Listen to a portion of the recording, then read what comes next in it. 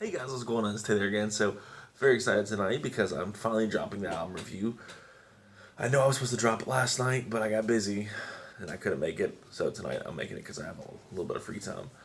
So first, I'm gonna start off the video by saying thank you to everybody for watching, liking, and commenting. Really does mean a lot to me. I want to see this channel hopefully expand.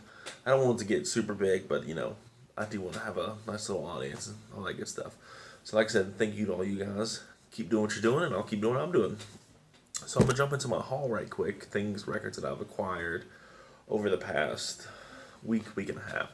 So today I picked up two records. Record number one is Nat King Cole, and the title is "Those Lazy, Hazy, Crazy Days of Summer." It only costs $1, so not too bad. I don't know any of the songs in here at all, but that's a good thing about buying records for $1 is you can discover a lot of new stuff. So that's that. All right, record number two is by a group called Lovin' Spoonful. You've probably never heard of any of their stuff because they're a smaller band. But one of their biggest hits is Do You Believe in Magic? I'm sure you've probably heard of it. Summer in the City is another big one by them.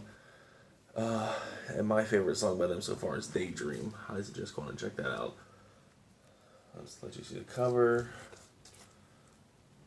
Neat little cover. I don't know if you can see on there. That's not English. I believe this is a copy from Taiwan. I have a Taiwan Beatles record, and it plays terribly. And I played this one early, and it plays terribly. So I guess it's just the pressing plants over there aren't as great as the ones in the U.S. And plus, this was put out I don't know what year, to be honest with you. But the cool thing about this, I will go out and buy another copy of this, like a U.S. pressing. But the cool thing about this copy is it's on a translucent orange. I know you guys can't probably see it that well, but yeah, it's nice and translucent. So they're pretty neat. Only cost me $4, so it wasn't really too much of an investment. So good stuff there. I highly suggest going and check them out on Spotify or YouTube or whatever your music listening platform is. Thirdly, I know I did a Michael Bublé album review the other night, but I went out and picked another one. And it's called Michael Bublé Call Me Irresponsible. So, pretty cool stuff here. Some of the best songs in here are Me and Mrs. Jones, Call Me Irresponsible, Everything, Always in My Mind, That's Life. So and so and so and so. Really good album. Check it out. I'm gonna do a full album review on it right now, but maybe in the near future. That's that one. Fourth, this is what my girlfriend got me for Valentine's Day, and this is my first album by this artist, and it's her last album she came out with. And if you can't see in the background, it's by an artist named Brandy Carlisle. Now that's not the album I have, but it's this one. By the way, I Forgive You. A great album. Highly recommend going to listen to it. Her voice is absolutely beautiful. She sings with a lot of soul. She has a very kind of a thick southern accent, so it makes it sound 10 times better. A couple songs I want to check out on here. The Joke's a really good song. Sugar Tooth is really good. Whatever You Do is pretty good. Hold Out Your Hand is pretty good too. And of course the title track. Every time I hear that song. Fantastic song, fantastic album. And actually, I don't know if this album in particular, but she got nominated for 6 Grammy nominations this year. She won 3. This was up for Album of the Year, but did not win it. Oh well. Still a great album. Go check her out. And finally, I know you guys, I told you I would be doing a Paul McCartney album review, and this is what it is. It is my favorite album by Paul McCartney, and it's probably my top 5 favorite albums of all time. That's going to be Band on the Run. So I have 5 copies of this record. This copy just happens to be on a nice white vinyl. I will show you that here in a second.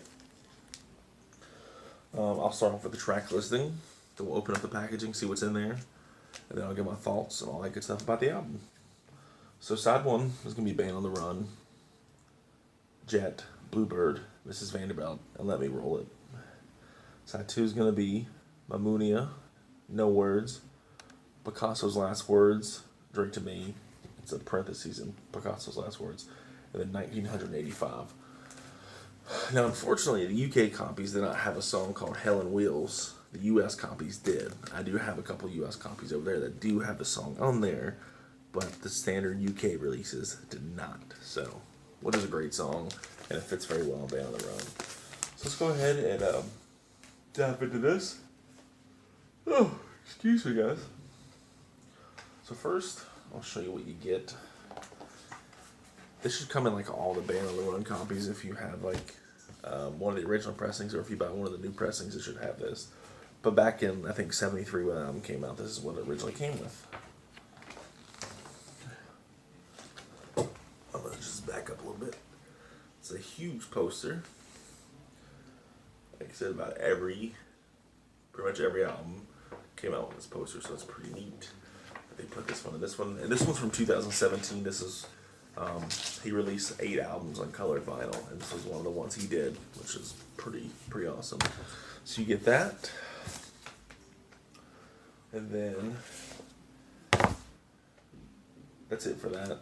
So that's just the sleeve. I still have the hype sticker on here. The hype sticker is basically, if you ever hear me say hype sticker, it's basically what's on the album, what tracks it's promoting, kind of hypes up the album, so to say. But yeah, this is it. This is the back. Kind of cool.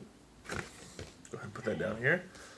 And it did come with the reproduction of the original inner sleeve, which Paul McCartney actually went to Africa to record this album, and there's some interesting stories with that you should read up on. I don't have enough time in the video to explain everything that happened to him, but basically, his original tapes that he made for this album, I think he was out in town one night and ended up getting robbed, and he had the original tapes on him. So it'd be kind of cool to hear what that version of the album was versus what he finally put out. But we'll never know, not unless somebody has it. They're just not coming forward with it, but whatever. And that's the back. It's all the lyric sheets. Of course, it's that's all the lyrics and stuff like that. It's all the songs in there. So most records will have lyric sleeves. And then finally, look at that. That's a clean vinyl. It's on a nice white album. You can see it has a cool little sticker there. Or not the label. The label's Paul Linda, which is his wife, and then Denny Lane, who was the guitar player, who did a lot with Wings. He was with Wings for like 8 or 9 years. And yeah, that's what it looks like.